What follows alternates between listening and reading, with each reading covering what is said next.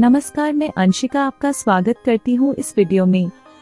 बर्फ की सुनहरी चादर से ढका आइसलैंड एक द्वीप देश है जो उत्तर पश्चिम यूरोप में स्थित है।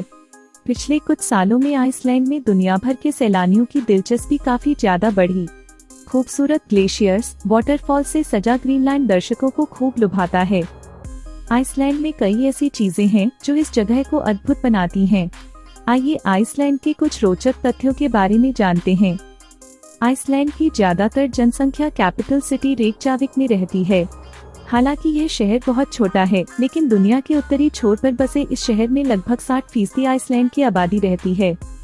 आपको यह जानकर हैरानी होगी कि यहाँ पर शानदार रेस्टोरेंट्स, कैफे, बार, म्यूजियम जैसी चीजें हैं जिनका यहाँ पैदल घूमते हुए लुत्फ उठाना आपको आकर्षक लगेगा।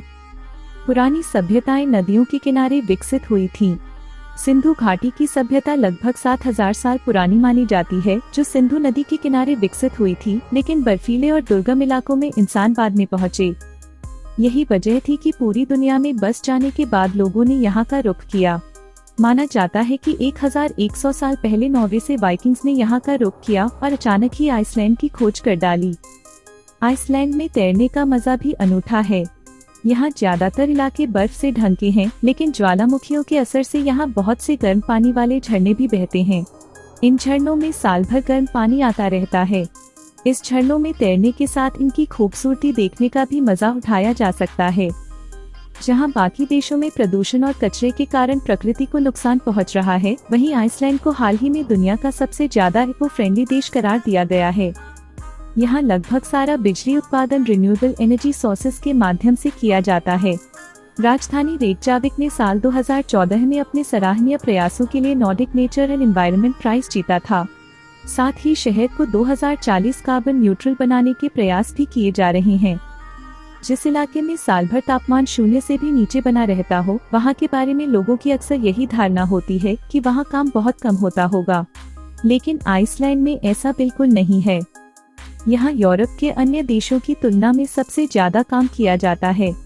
आइसलैंड के लोग आमतौर पर एक हफ्ते में 45 घंटे काम करते हैं, यानी छुट्टी का दिन छोड़ दिया जाए तो ये लोग हफ्ते के 6 दिन 7 घंटे से अधिक काम करते हैं।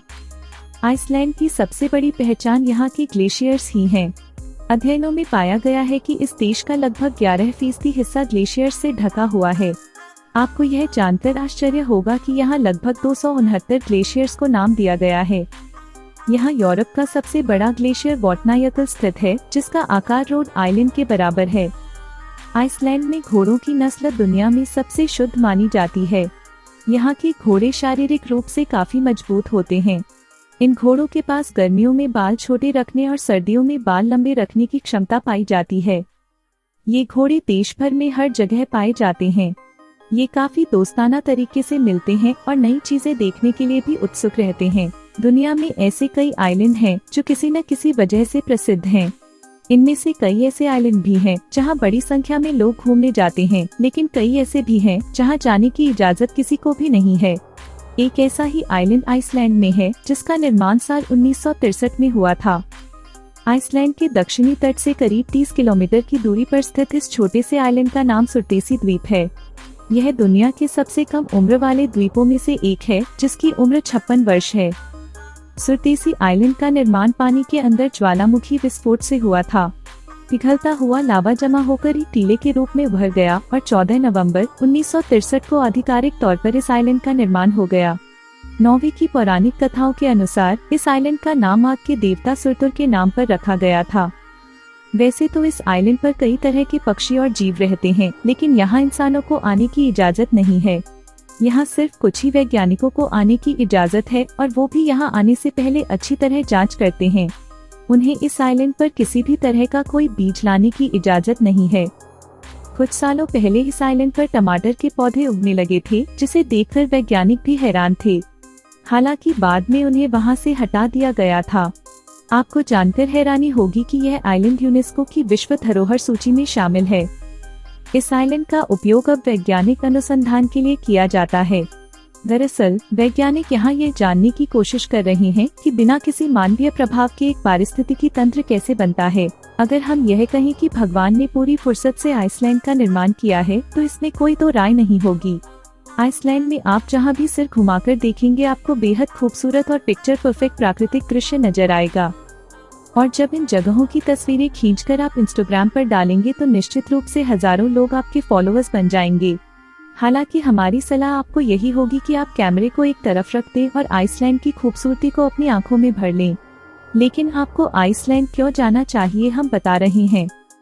आमतौर पर आपने भूरे रंग के पहाड़ देखे होंगे या फिर पेड़ पौधों से भरे हों तो पहाड़ों और पर्वतों का रंग हरा नजर आता है, और अगर बर्फ से ढकी पहाड़ियां हों तो पहाड़ का रंग सफेद होगा। लेकिन क्या आपने कभी पिंक, येलो, पर्पल या ब्लैक कलर के पहाड़ देखे हैं? अगर नहीं तो चले आइए आइसलैंड के लैंडमैनालॉगर, जहां आपको दिखेंगे मल्टी कलर रायोलिट के पहाड़। यह एक पॉपुलर डेस्टिनेशन है जहां नेचर लवर्स के साथ ही हाइकिंग में दिलचस्पी रखने वाले लोग भी आते हैं। आइसलैंड की बहुत सी नदियां ऐसी हैं जो ग्लेशियर आइस, ग्रीनस्केप और ज्वालामुखी की राख से होते हुए बहती हैं। अगर आप आकाश से देखें तो ज्वालामुखी की राख से होकर बहती हुई ये नदियां आपको किसी बेहद खूबसूरत डिजिटल आर्ट या काल्पनिक पेंटिंग जैसी दिखेंगी। इसे देखने भी आइसलैंड में दूर दूर से पर्यटक आते हैं। आइसलैंड के आसपास के नॉर्थ अटलांटिक सागर और आर्कटिक सागर में बड़ी संख्या में व्हेल्स हैं और इन्हें देखने के लिए अप्रैल से अक्टूबर के बीच का समय सबसे परफेक्ट माना जाता है। दुनिया भर के लोग यहाँ व्हेल देखने के लिए आते हैं। बर्फ से ढकी पहाड़ियों के बगल से बहते शांत समंदर में नौका यात्रा करते हुए हर साइज और शेप की व्हेल को देखने का मजा किसी जादू से कम नहीं है। अगर आप आइसलैंड जाएं तो इस बात की संभावना 99% है कि आपको व्हेल दिख जाएगी। अगर आपको लगता है कि वाटरफॉल जैसी साधारण चीज देखने के लिए आपको आइसलैंड जाने की क्या जरूरत है, तो आपको इस जन्नत रूपी देश में तुरंत पहुंच जाना चाहिए। आइसलैंड के खूबसूरत वाटरफॉल यहाँ के बेस्ट टूरिस्ट अट्रैक्शंस में से एक है। आइसलैंड में इतनी विविधता पाई जाती है कि यहाँ घूमने के लिए आपको अलग अलग माध्यमों का इस्तेमाल करना पड़ेगा। पहाड़ या ज्वालामुखी देखना है तो हाइकिंग करनी पड़ेगी। जंगल देखना है तो पैदल जाएं या जॉगिंग करें, बीच के किनारे टहलें, ग्लेशियर्स की करें चढ़ाई या फिर कंट्री साइड पर साइकिल चलाएं। इस जन्नत रूपी देश में घूमने के लिए किसी तरह की कोई कमी नहीं है। सर्दियों में ट्रैवलिंग का अपना अलग ही मजा होता है।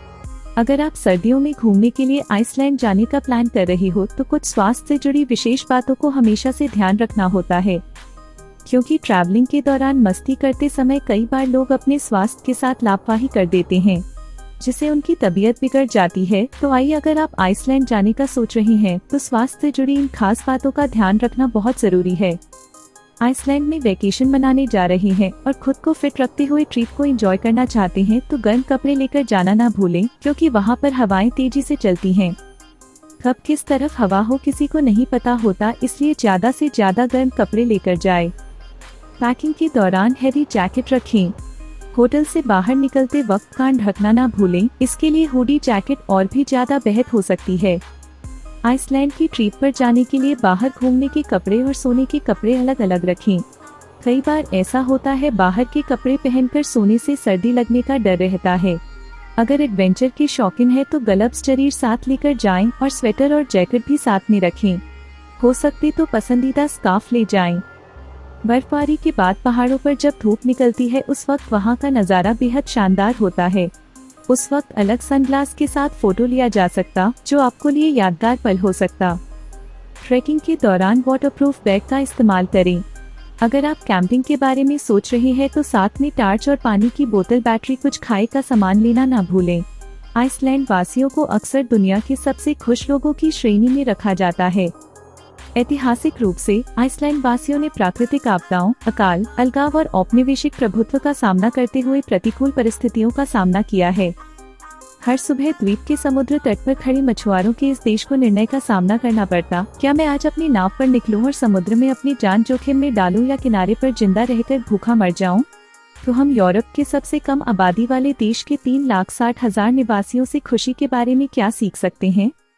दुनिया भर के अध्ययनों के अनुसार ऐसा लगता है कि खुशी में सबसे महत्वपूर्ण योगदान व्यक्ति के सामाजिक रिश्ते हैं। आइसलैंड में पारिवारिक संबंध मजबूत हैं और परिवार, दोस्त और सहयोगी एक दूसरे की मदद के लिए एकजुट होते हैं। अपने परिवार और दोस्तों के साथ अच्छे संपर्क में रहना काफी आसान है, क्योंकि अधिकांश आबादी रेकजाविक से 1 घंटे की ड्राइव के भीतर रहती है। आइसलैंड भी समाज में उच्च स्तर का विश्वास वाला एक बहुत ही शांतिपूर्ण देश है। यह एक समतावादी समाज है जिसमें अभिजात वर्ग या निम्न वर्ग नहीं है, जो काफी हद तक कलंक से मुक्त है और पूर्वाग्रह से रहित है, जहां हर कोई प्रथम नाम के आधार पर है और अपराध दर यूरोप में सबसे कम है। आइसलैंडिक लोगों में एक अंतर्निहित आशावाद भी है, क्योंकि उन्हें अलग अलग चीजों को आजमाना आसान और स्वीकार्य लगता है और ऐसा महसूस नहीं होता कि वे एक विशेष रास्ते पर अटक गए हैं। लड़के लड़की की शादी ज्यादातर उनकी पसंद के द्वारा ही तय की जाती है। शादी के तय होने के बाद कुछ माता पिता बेटी को खुश करने के लिए काफी तगड़ा दहेज देते हैं, लेकिन एक जगह ऐसी है जहां पर पिता नहीं बल्कि वहां की सरकार खुश होकर लड़के वालों को पैसा देकर लखपति बना देती है।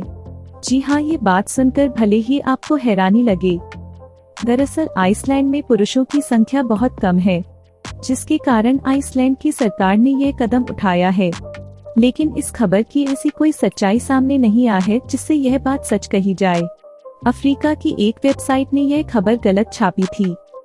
आइसलैंड एक काफी सुंदर जगह है, जैसी इस जगह की खूबसूरती है ठीक वैसी ही यहाँ की लड़कियाँ हैं। बहुत से लोगों ने सोशल मीडिया के जरिए आइसलैंड की लड़कियां को फ्रेंड रिक्वेस्ट भेजकर शादी का ऑफर दिया, जिसके कारण आइसलैंड की लड़कियां बहुत परेशान हुई थी। पर्यटक आइसलैंड को उसके शानदार परिदृश्य, भूतापीय पूल और अजीब व्यंजनों के लिए जानते हैं, लेकिन विशेषज्ञों का कहना है कि नॉर्डिक राष्ट्र एक और कारण से विशेष है। वहाँ के लोग दुनिया में लगभग किसी भी अन्य जगह की तुलना में अधिक समय तक जीवित रहते हैं। साल दर साल आइसलैंड जीवन प्रत्याशा के मामले में शीर्ष क्रम वाले देशों में से एक है। इसके नागरिक औसतन 83 वर्ष तक जीवित रहते हैं, जो दुनिया के समृद्ध, बेहतर शिक्षित और गर्म कोनों के निवासियों से अधिक है। यह स्टीवन थॉर्लिफ्सन के लिए किसी सदमे से कम नहीं है, जो शतक के निशान से 6 महीने दूर हैं और अभी भी हर सुबह की शुरुआत उस आउटडोर पूल में तैरने से करते हैं जिसे उन्होंने 1943 में नीस्कापस्टादुर के मछली पकड़ने वाले गांव में खुद बनाया था। अगर हमारी वीडियो से जुड़े आपके सवाल हैं, तो आप हमें वीडियो के नीचे दिए कमेंट बॉक्स में बताएं। मैं आप तक सही जानकारी पहुंचाने का प्रयास करती रहूंगी। अगर आपको यह वीडियो अच्छी लगी है तो इसे शेयर जरूर करें। ऐसी ही अन्य वीडियो के लिए जुड़े रहें हमारे चैनल रियल वर्ल्ड के साथ। धन्यवाद।